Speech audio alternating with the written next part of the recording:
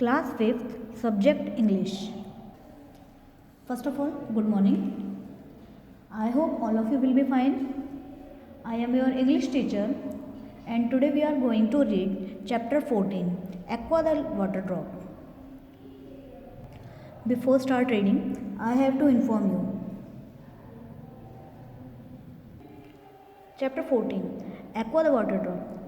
This chapter is divided in few parts, and this is your very first part. Remaining portion of this chapter is in further videos. I hope you understand. So let's start reading. Chapter 14, Aqua the Water Drop. एक water drop है जिसका नाम क्या है? Aqua. It was a clear sunny day, and out on the great wide open sea there sparkled thousands and thousands of water drops. यह एक साफ धूप वाला दिन था और बाहर समुद्र में, समुद्र आपको पता ही होगा, बहुत बड़ी जगह है जिसमें पानी भरा हुआ होता है.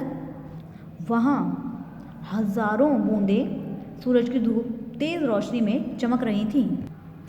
One of this was a merry little fellow. उनमें से एक छोटी सी बूंद का नाम था Aqua. Who danced on the silver backs of the fish, but no matter how high he spun, he always come down again, falling plump into his mother's lap. वो नाचते गाते मछलियों की कमर पे सवार होके आगे बढ़ती जा रही थी. वो चाहे जितना भी ऊपर जाए, वापस लौट के अपनी माँ की गोद में ही आकर गिर जाती थी. His mother was a beautiful ocean, who was on that summer day was wearing a dark blue dress with white lace. उसकी माता जो थी वो खूबसूरत समुद्र था या समुद्र थी, जो कि गर्मियों के दिन में एक गहरे नीले रंग की ड्रेस पहने हुए थी जिस पे सफ़ेद लेस लगी हुई थी. Very soon the happy water drop got tired of jumping about. बहुत ही जल्द कूदते कूदते नन्ही सी पानी की बूंद थक गई थी. He looked up at the clear sky above him and wished he could sail on one of the white floating clouds. जैसे ही वो अपने सामने मुंह ऊपर करके आकाश में देखती है, वो इच्छा जताती है कि काश मैं इनमें से किसी एक सफ़ेद बादल पर तैर सकूं. He jumped up high and begged the sun to catch him. वो बहुत ऊंचाई पे कूदती है और सूरज से चाहती है कि वो उसे पकड़ ले. And take him on a journey to see the earth. और उसको पृथ्वी को देखने की जर्नी पर, यात्रा पर अपने साथ ले जाए. The sun said yes. सूरज कहता है हाँ.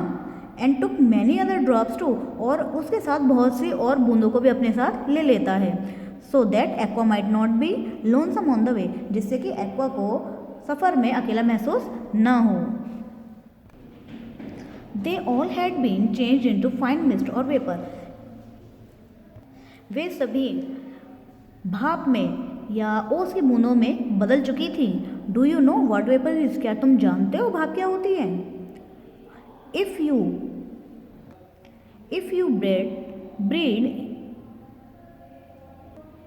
you breathe into the air when it is cold enough, you will see it coming out of your mouth like steam. And you may also see very hot steam coming from the nose of the kettle of boiling water.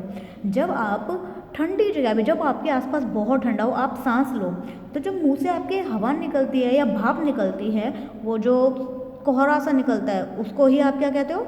भाप, vapour कहते हो. आपने एक गर्म केतली की नाक में से निकलते हुए गरम गरम स्टीम को, भाप को देखा होगा. वो भी क्या होती है? वो भी भाप होती है.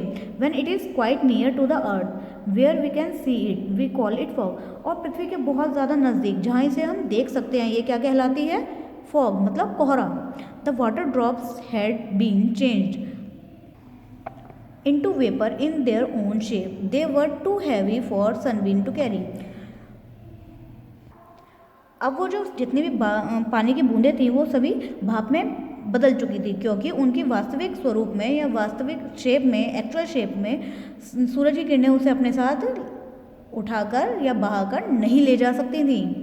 Higher and higher they said. जितना ऊपर वो जाते गए so fast that they grow quite dizzy. जितने ऊपर वो जाते गए, इतनी स्पीड से अगर ऊपर की तरफ जाते हैं तो क्या होता है, ऐसे चक्कर आने लगते हैं. जैसे आपने कभी झूला झूला है, ठीक वैसे ही ये बहुत ऊंचाई पे जाने के बाद इनको भी चक्कर आने लगते हैं. In an hour they had gone over 100 miles.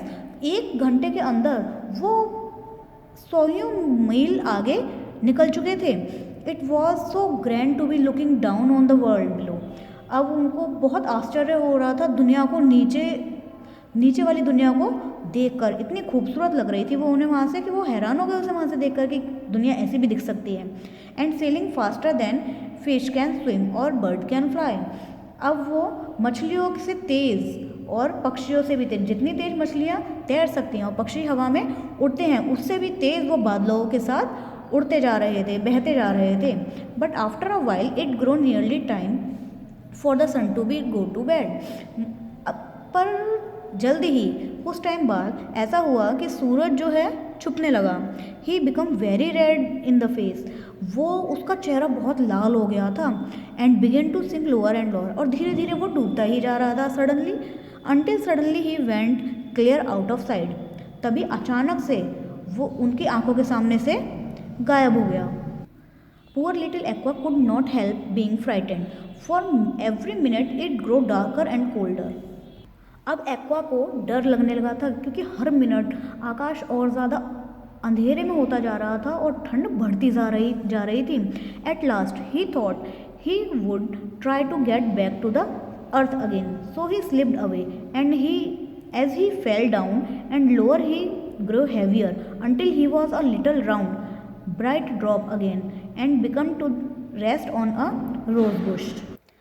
तभी वो सोचता है कि अब वो पृथ्वी के पास जाने की कोशिश करेगा. जैसे वो पृथ्वी के पास जाने की कोशिश करता है वो एकदम से स्लिप हो जाता है और नीचे नीचे जाता है और नीचे पहुंचने पर वो भारी होता जाता है और वाटर ड्रॉपलेट राउंड होती जाती है. और तभी वो जाके कहाँ गिरता है, एक गुलाब की झाड़ी में. A lovely velvet bird open it's leaf and he slipped it among the red cushions.